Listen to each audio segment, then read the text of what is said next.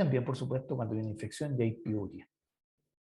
La densidad debería mantenerse entre 1001 y 1035.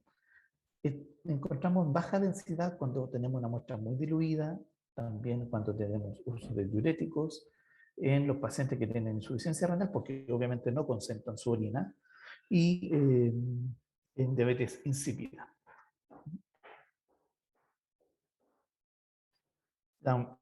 La densidad puede estar alta si tengo un paciente deshidratado que toma poco líquido, un diabético, por supuesto, porque la orina va a estar con glucosa y eso me va a subir la densidad. Y también cuando se usan medios de contraste iodado que se eliminan por la orina. El pH habitual es de 4,5 a 8 y el pH en general se correlaciona con el pH sanguíneo. Cuando hay una acidosis metabólica, el pH urinario es más bajo. Cuando hay una alcalosis, el pH urinario es más alto. Cuando tenemos un pH elevado sobre 7,2 más una sospecha de infección urinaria, es muy probable que nuestro germen sea un germen productor de ureasas. Y dentro de estos, el más típico es el proteus. Entonces, cuando tenemos orina alcalina con infección urinaria, probablemente un proteus está involucrado. También, si el pH es bajo y tenemos un cálculo, podemos sospechar que puede ser un cálculo de ácido úrico. Los cálculos de ácido úrico en general son radiolúcidos a la radiografía convencional y se diluyen cuando estamos en presencia de orina alcalina. De hecho, una alternativa de tratamiento es alcalinizar la orina con estos pacientes y controlarlo en algunos meses más, a ver si el cálculo sea chico. La hematuria es un motivo frecuente de consulta también, y aquí es muy importante que nos pongamos de acuerdo. Cuando hablamos de hematuria, estamos hablando de más de 3 glóbulos rojos por campo. Muchos exámenes de orina, incluyendo los que hay en el hospital, tienen un análisis físico-químico y a veces informan sangre, así, sangre, y me los derivan por hematuria, pero el sedimento no tiene 3 glóbulos rojos. Eso pueden ser falsos positivos y pueden ser por mioglobina, por semen, por orina concentrada. También en algunos lugares, cuando no hay laboratorio disponible, por ejemplo en las postas o en los hospitales pequeños periféricos, en vez de laboratorio usamos pilas reactivas, utilizando la acción de la peroxidasa que tiene la hemoglobina. Entonces, esto cataliza un indicador cromático y eso va cambiando el color según cuánta hemoglobina hay en esa orina. En general, la hematuria, siempre que nos enfrentamos con una hematuria, tenemos que discriminar si esta hematuria es glomerular o es urológica, si viene del riñón por alguna nefritis o es de alguna enfermedad de las vías urinarias. Y las diferencias en general son bastante características. En la hematuria glomerular son glóbulos rojos que han pasado por el glomérulo, por lo tanto vienen medio destruidos, se llaman glóbulos rojos dismórficos. Y además, como es un problema del riñón, se acompaña habitualmente de mucha proteinuria, más de 100, 300 miligramos por decilitro. Y podemos encontrar, por lo mismo, porque hay proteinuria y porque hay glóbulos rojos, un fenómeno que se llama cilindros eritrocíticos. Los cilindros eritrocíticos, los cilindros, son un molde de los túbulos del riñón compuesto por material proteico. Y si a esto yo le agrego glóbulos rojos, eso es un cilindro eritrocítico y esto es característico de las hematurias glomerulares, porque este cilindro se formó dentro de los túbulos del riñón. En cambio, las hematurias urológicas, estamos hablando de que son hematurias más macro, no son tan funcionales en el riñón, en las cavidades renales o en el uréter o en la vejiga. Y estos glóbulos rojos son habitualmente bien conservados porque salen a la orina y se eliminan, no pasan por un proceso que los destruya. Y estas hematurias generalmente se acompañan con baja proteinuria, porque aquí el problema no es la proteinuria, aquí el problema es que sangra. por ejemplo, un tumor, un cálculo. Y por lo tanto, nos van a haber ausencias de cilindros eritrocíticos.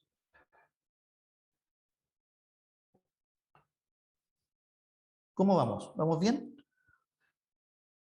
¿Muy acelerado? ¿Sí? ¿Todo bien? Ok. Entonces,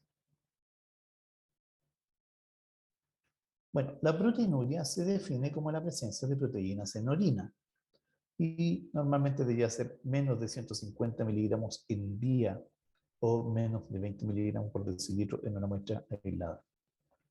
Hay enfermedades como el síndrome nefrótico, es una enfermedad donde los riñones presentan alguna inflamación en su componente glomerular y estos se acompañan de proteinuria muy importante, quizás más de 1 gramo al día. Los nitritos es otro elemento que vamos a encontrar en el análisis físico-químico de la orina y normalmente están ausentes. Existen algunas bacterias gram negativos que eh, eh, pueden catalizar los nitratos a nitritos y por lo tanto aparecen nitritos en orina. Tiene una sensibilidad un poquito baja para desinfección, pero una buena especificidad. Los falsos positivos habitualmente se dan por contaminación de bacterias que están en la zona genital externa.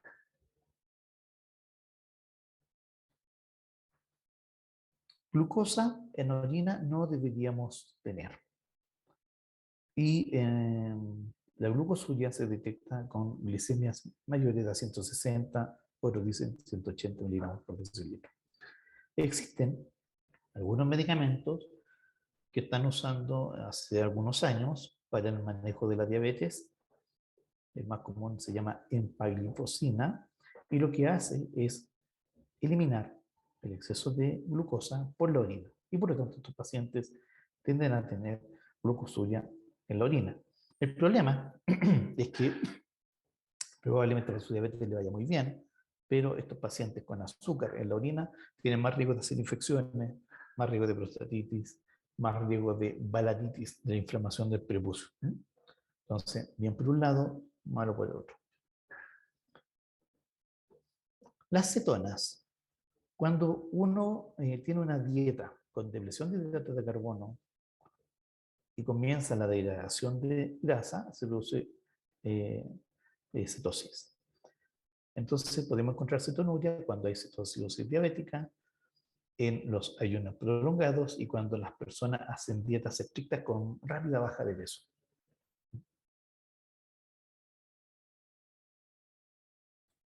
La bilirrubina normalmente no la deberíamos encontrar en orina. Podemos tener bilirrubina indirecta, que es una bilirrubina de alto peso molecular, que está ligada a albúmina y por lo tanto no es hidrosoluble, no aparece en la orina. Pero la bilirrubina directa, que es la bilirrubina que se conjugó ya en el hígado, tiene bajo peso molecular y es hidrosoluble. Esta bilirrubina directa se elimina por el hígado, pasa al duodeno y en el duodeno se convierte en urobilinógeno, que también es hidrosoluble. Este urobilinógeno, una parte importante, se elimina por las heces y otra parte, probablemente menos importante, hace una recirculación enterohepática. Y en esta recirculación enterohepática, un poco de esta bili que viaja por la sangre va a llegar al riñón y se va a excretar.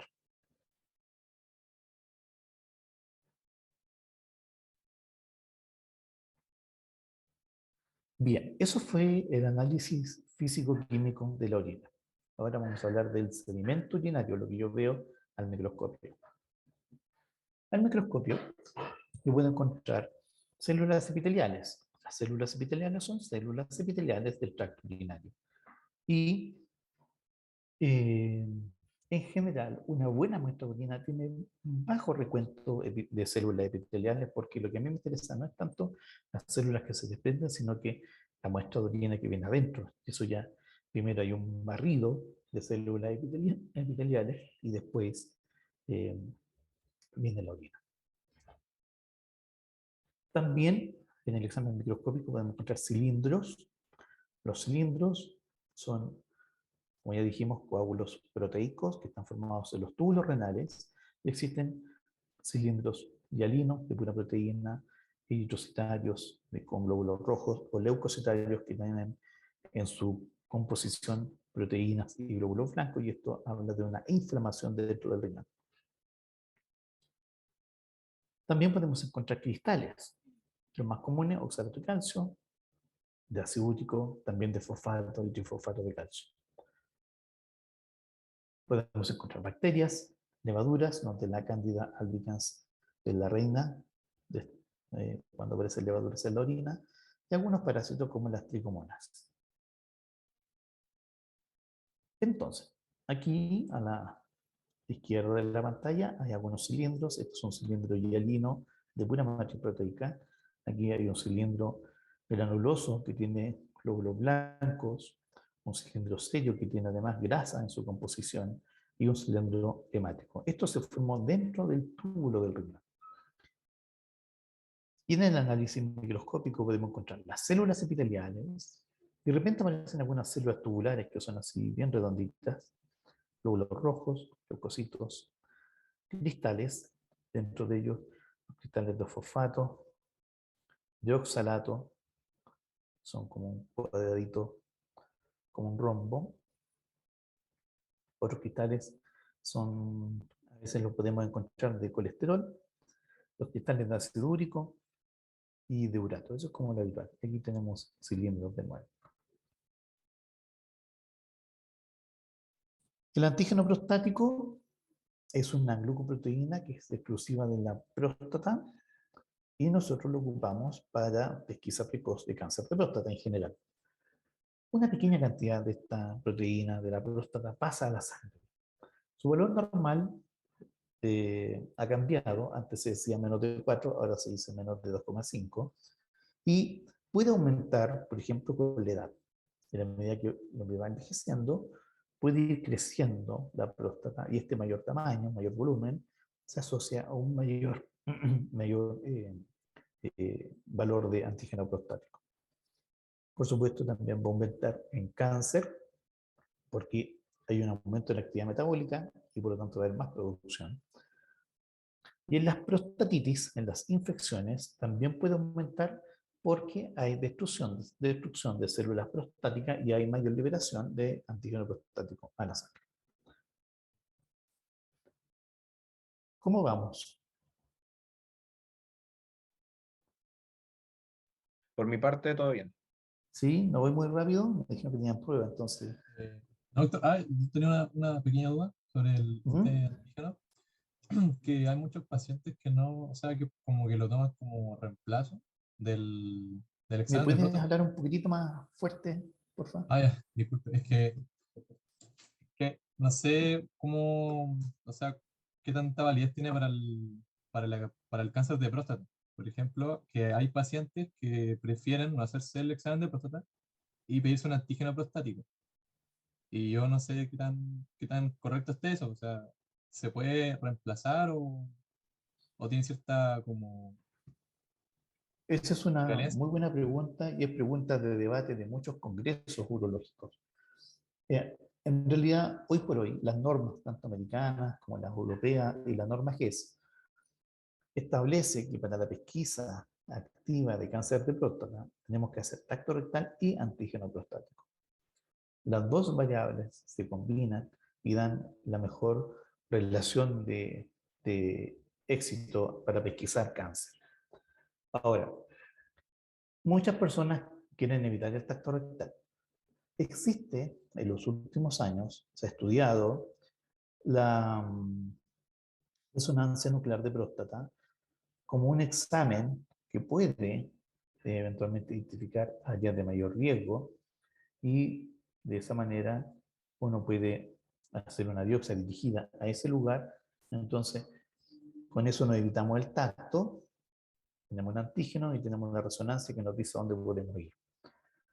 Es una alternativa, pero es costo efectivo caro, o sea, una resonancia mucho más caro que un tacto rectal.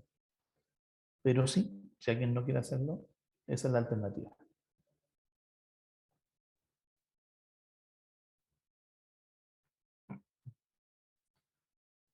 Bien, vamos a ver imágenes.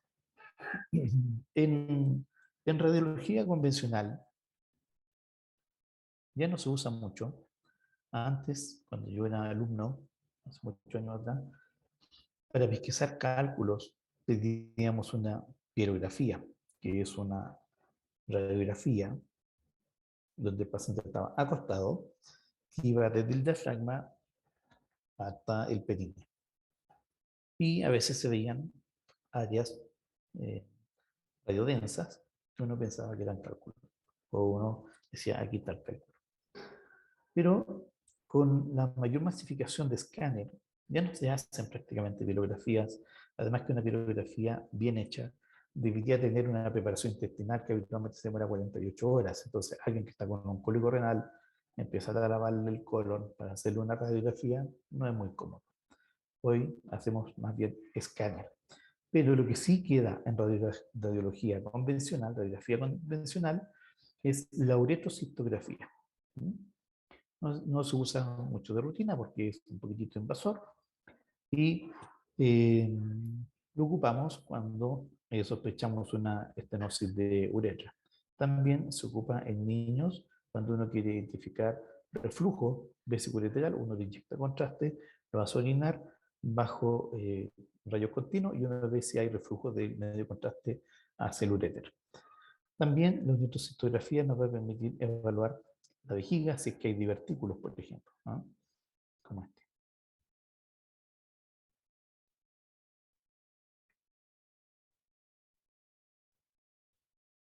Lo que más hacemos, lo que más ocupamos es la ecografía. Este es un muy buen examen, muy útil para valorar riñones, vejiga, próstata, pene y testículo. En general, desde bajo costo, es de fácil acceso y uno mismo puede entrenarse un poquitito si es que le toca trabajar solo en algún centro. Eh, pero por supuesto, la ecografía sabemos que son operadores dependientes. Una ecografía renal, en general, no requiere preparación. Eh, Nos permite informar tamaño renal, cómo está la ecogenicidad, cómo está la situación del aparato pielocalicilar, si hay tumores, quistes o cálculos. Entonces, en esta foto tenemos un riñón y tiene una adecuada diferenciación córtico-medular. Ven que hay cambios de colores bien nítidos. Cuando hay insuficiencia renal, esta diferencia de color se va perdiendo un poquitito. Se va perdiendo la relación córtico-medular. También aquí podemos ver que el aparato pielocalicilar está un poquitito dilatado. Esto no debería verse. El riñón debería verse más oscuro por fuera y más claro por dentro, pero esto negro representa líquido, representa orina de la pelvis renal. Esto no debería verse. Aquí tenemos un riñón hidronefrótico, ven que está muy dilatado y la corteza renal es apenas ese resto de parénquima, y ese es el resto de parénquima que es funcional. O sea, este paciente funciona con este pedacito de riñón y todo lo otro está dilatado. Aquí tenemos un tumor renal, es una masa sólida. Si uno le aplica un Doppler, uno va a ver aquí que hay flujo sanguíneo. Aquí tenemos un quiste. Los quistes son globitos de agua, como una ampolla. En general son benignos. Y como son líquidos, son, eh, eh, son más bien poco densos a la ecografía. Y se ven así, redonditos, ¿no es cierto? Oscuros. Y si uno le pone Doppler acá, no va a haber flujo dentro del quiste porque aquí adentro hay solamente agua. Orina puede ser. La ecografía vesical nos va a informar de las paredes vesicales, si hay engrosamientos. Cuando yo, por ejemplo, tengo una hiperplasia prostática benigna, los pacientes tienen que hacer una mayor fuerza para orinar. Y lo que ocurre es que el detrusor, el músculo de la vejiga, se hipertrofia. Y al hipertrofiarse, se engruesa la vejiga. Es como las miocardiopatías obstructivas, ¿no es cierto?, donde se engruesa el miocardio. Y en la medida que las paredes se van engrosando, también hacen más potencia, tienen mayor presión, pero a su vez van perdiendo su elasticidad, van perdiendo su compliance o su capacidad. Entonces, si yo tengo una vejiga con engrosamiento difuso, voy a sospechar que hay un problema obstructivo y que hay un engrosamiento del detrusor. Si yo tengo una vejiga que una parte de su pared está engrosada, a lo mejor hay un tumor ahí. También podemos ver divertículos. ¿Saben lo que es un divertículo?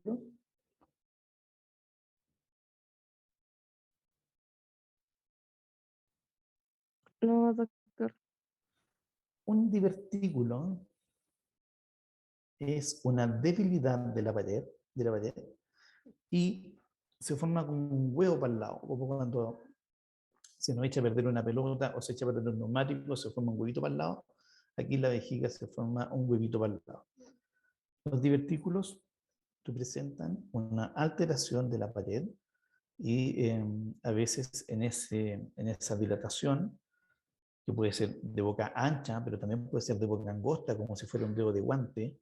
Si es de boca angosta, ahí pueden quedar residuos, pueden quedar cálculos, puede ser factor de infecciones urinarias. Eso es un divertículo. La ecografía también nos va a mostrar cuál es la capacidad de la vejiga y un dato muy importante, cuál es el residuo postmiccional. El paciente, yo le hago la eco con su vejiga llena, lo envío a orinar y después mido cuánto es su residuo que le quedó dentro de la vejiga. Normalmente no debería quedar nada o muy poquitito, pero si se le quedan 50, 100, más de 100, entonces ese paciente tiene un problema obstructivo importante o a lo mejor tiene una vejiga que no tiene potencia para poder eliminar la orina, una vejiga neurogénica, y queda con un residuo postmiccional muy elevado. También la ecografía me puede mostrar cálculos y también me podría mostrar tumores.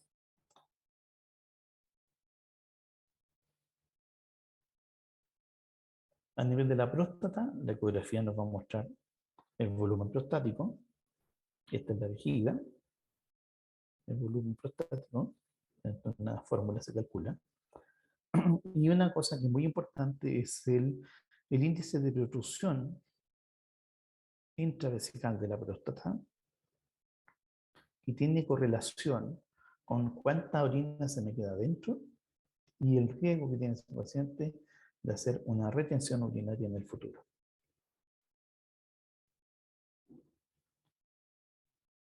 Entonces ahí están los grados de índice de protrusión. En el pene podemos usar la ecografía para estudios de disfunción eréctil. Por ejemplo, aquí estamos viendo que estamos haciendo un Doppler sobre la arteria cavernosa y vemos que tiene un buen flujo de PIC. Entonces, si tiene una disfunción eréctil, no sería por una arteria tapada.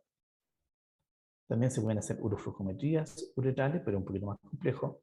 Y también a veces podemos encontrar cuerpos extraños en la uretra, ya sea cálculos o algún juguete que los pacientes pueden introducirse.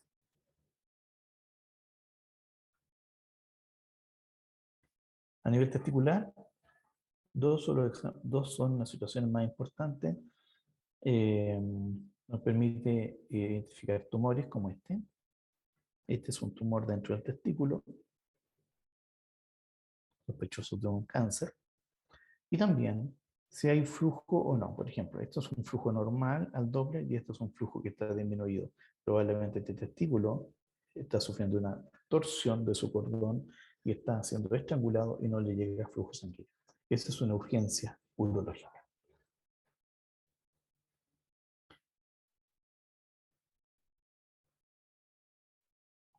Bien, eso con respecto a la ecografía. ¿Alguna duda?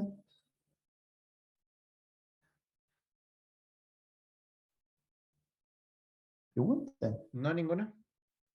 ¿Sí? ¿Seguro? Ya, ok. Seguimos.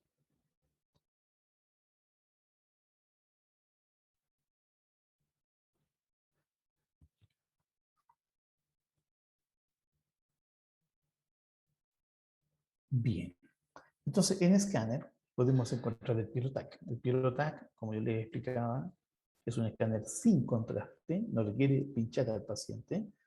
Es un escáner que toma abdomen y pelvis y su indicación es para buscar cálculos. No tiene, en general, otra indicación formal. Uno puede ver otros órganos, por supuesto, pero si yo pido un Pilotac es para buscar cálculos principalmente.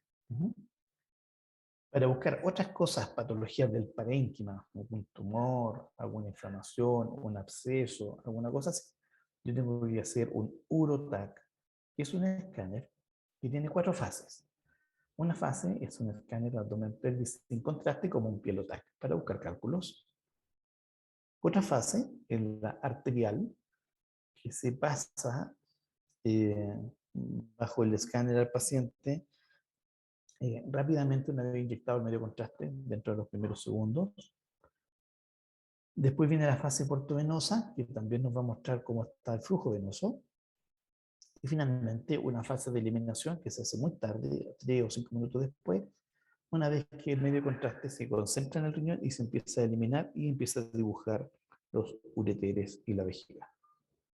Entonces con esto podemos evaluar el parénquima renal, vemos el estado vascular, vemos las cavidades del riñón, si es que hay tumores o no, el uréter, la vejiga, y también vamos a poder tener información de otros órganos, hígado, páncreas, etc. Este es un Pilotac. Aquí hay un cálculo. Esto no tiene contraste. Un cálculo del riñón. Este es un escáner. Tiene un poquito de contraste a nivel del parénquima renal. Y aquí está mostrando una hidronefrosis bastante importante bilateral. Probablemente hay una obstrucción en común en la vía urinaria baja, quizás una hiperplasia prostática en un paciente que no ha recibido tratamiento en forma oportuna. Aquí tenemos otro Pilotac con un cálculo, con 2 cálculos en el uréter, y vemos un riñón hidronefrótico versus el riñón derecho, que no tiene la hidronefrosis.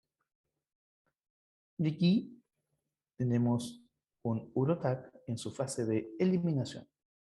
¿Por qué es de eliminación? Porque aquí ya está pintando las cavidades renales. ¿Está? Un cáliz, la pelvis, se pintó la vejiga. Aquí va eliminando contraste. Pero ustedes pueden ver que al lado derecho toda la pelvis está pintada.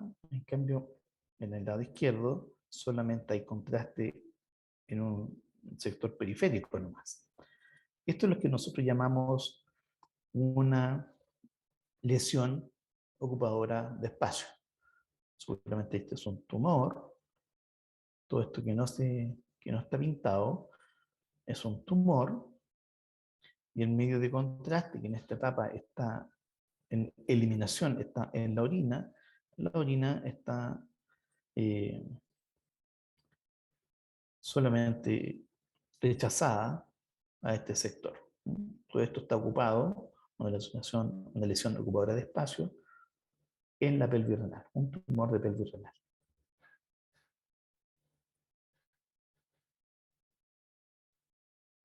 Avancemos.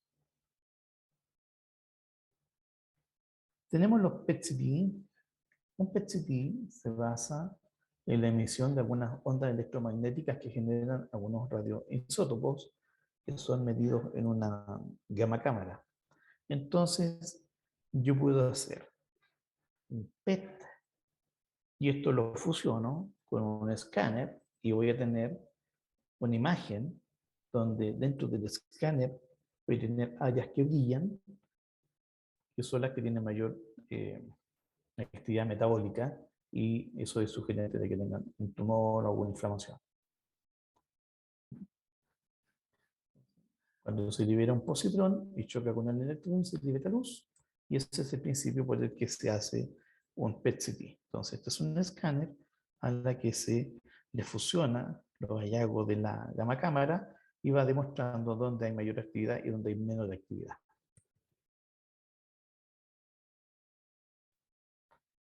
En urología se ocupan algunos isótopos.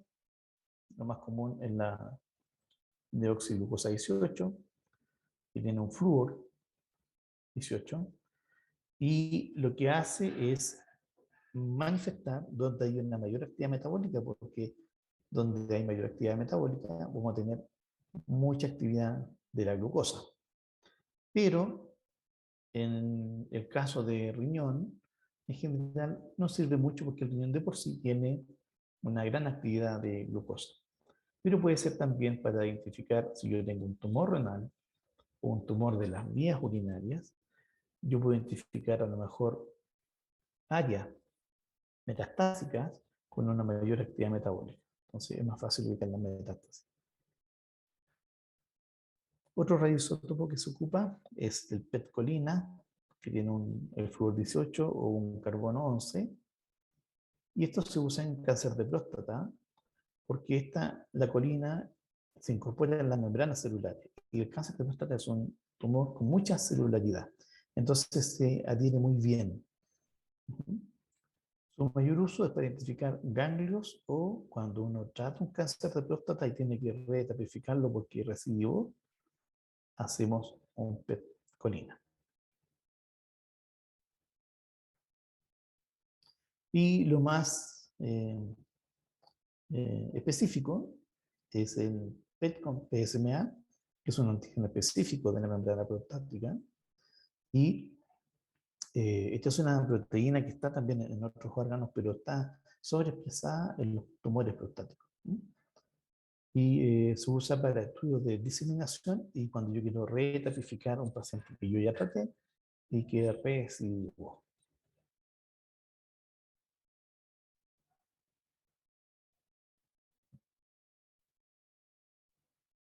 Avanzamos un poquitito más. Los centigramas son estudios dinámicos a través de imágenes y aquí es como, aquí también hay una gama cámara, pero no hay escáner, es solamente la imagen de donde brilla el radioisótopo.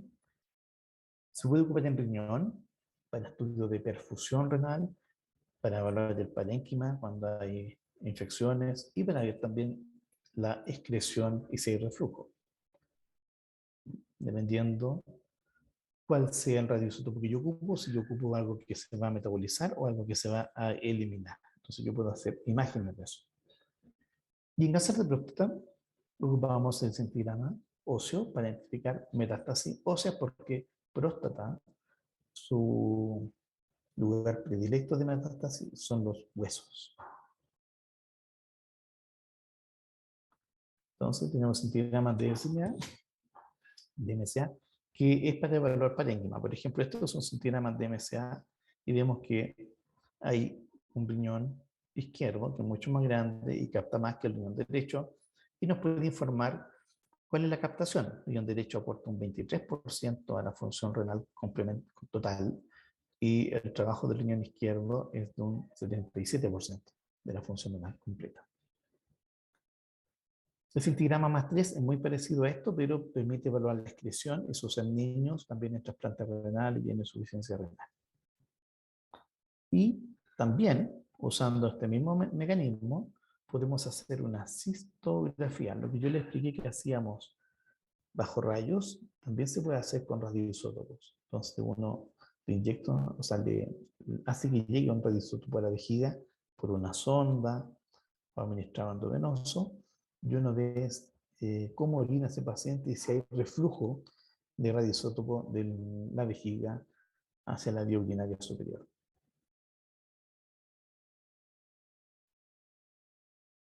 Este es un centigrama óseo, este es un centigrama normal, ahí tenemos el radiofármaco en la vejiga y el resto del esqueleto está normal. En cambio, este tiene una metástasis ahí en el hombro, este otro tiene metástasis en la columna, probablemente en el hueso ilíaco, en las costillas. El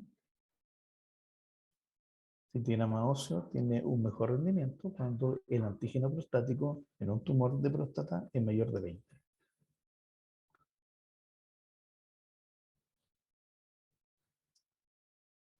Y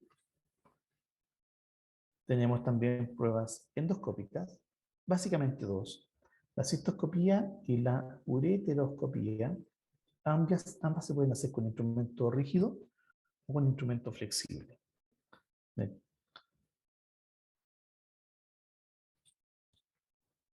La cistoscopía nos va a permitir identificar estenosis, grado de obstrucción prostática, si hay un lóbulo medio prominente, si hay cálculos, regulaciones vesicales o divertículos. Entonces, se hace con instrumento rígido como este,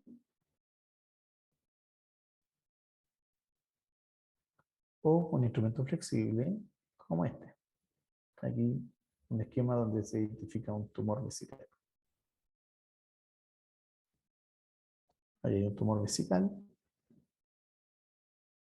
Esas son 3 regulaciones que en el fondo representan la marcación del músculo detrusor sobre la mucosa, y estas regulaciones representan un detrusor muy musculoso.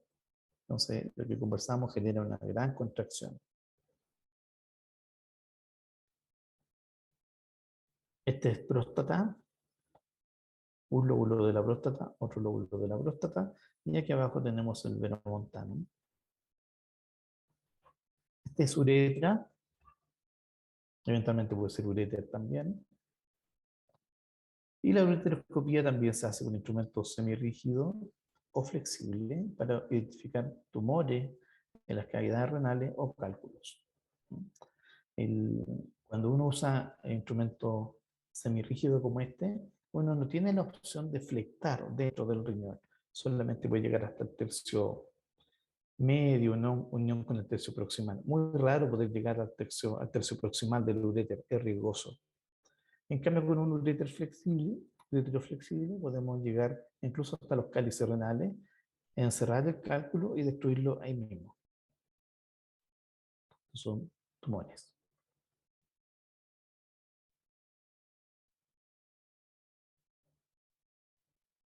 ¿Dudas?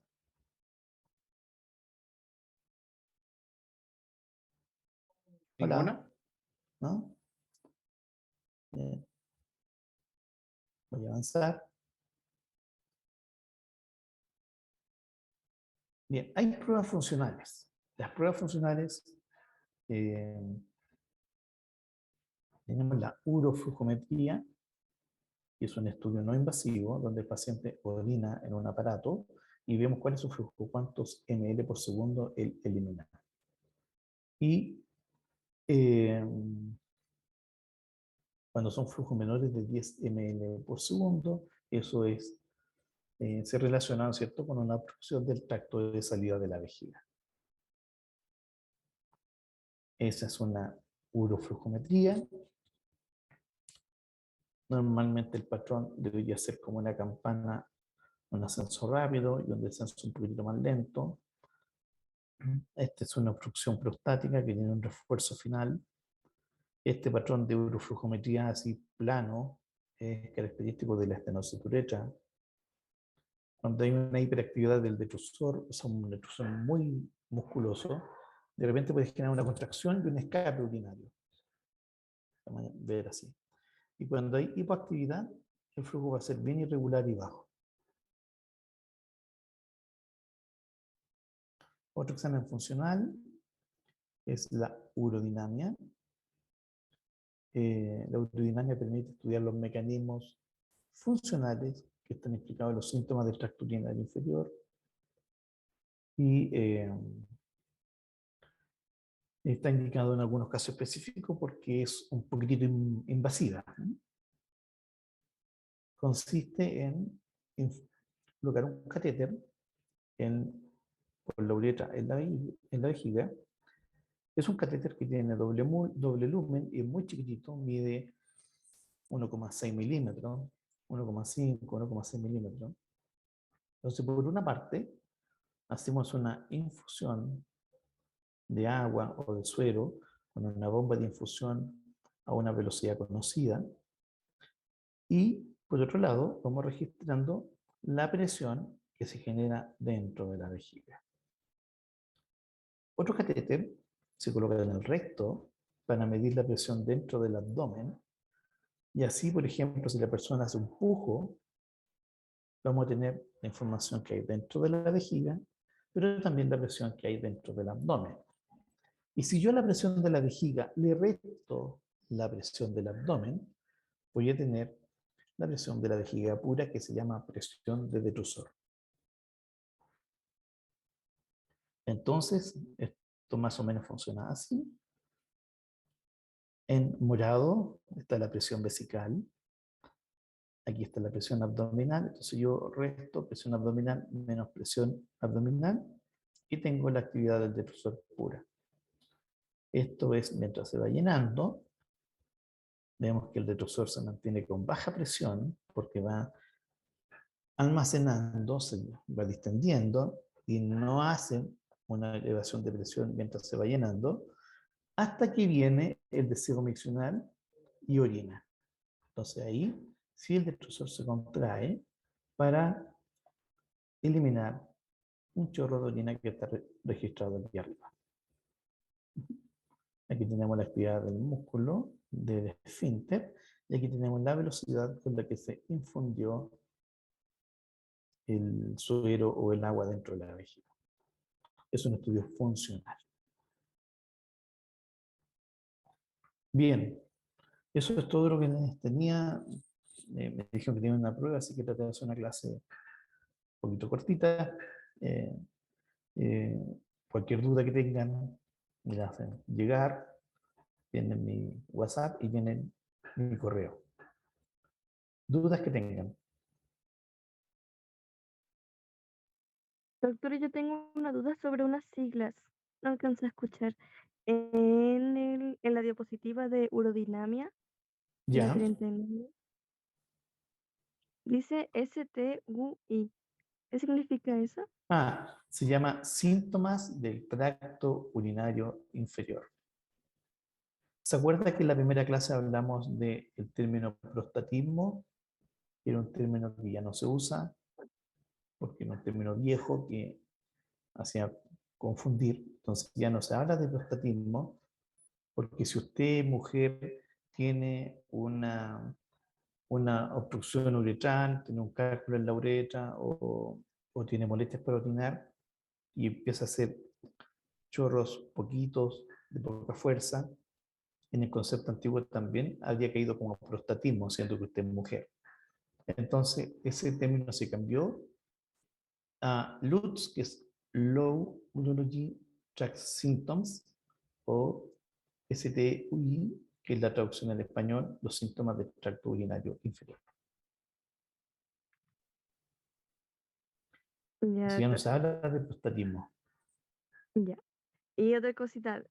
La acabo de ver. Dice más abajito, complicaciones en pacientes con HPV. ¿Eso es? Hiperplasia prostática benigna. Ah, ok. Gracias. Ok.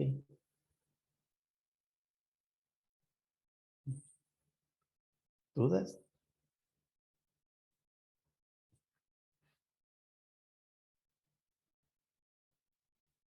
Por mi parte no tengo ninguna. Ok. Bueno, que les vaya muy bien. Ya les mandé el PDF de la presentación. Cualquier duda que tengan,